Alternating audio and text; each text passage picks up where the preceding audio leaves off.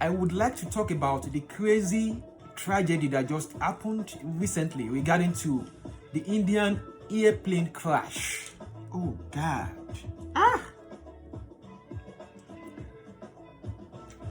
After I read the news concerning this incident, I thought that I would like to share you what life taught me about more than 200 people that were perished in this airplane. First and foremost, life is unpredictable. I will say it again. Life is unpredictable. Which implies anything can happen at any time. We just don't know.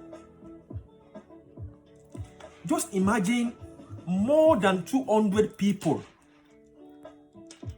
that entered this airplane without even knowing that will be the last day or last flight for them. Just imagine, just think about it. More than 200 people were perished. And from what I read, it was just only one person that was survived. Only one. Hey! Life is unpredictable. We need to start living our lives as if tomorrow or even today is the last day, because we just don't know what could happen at any time.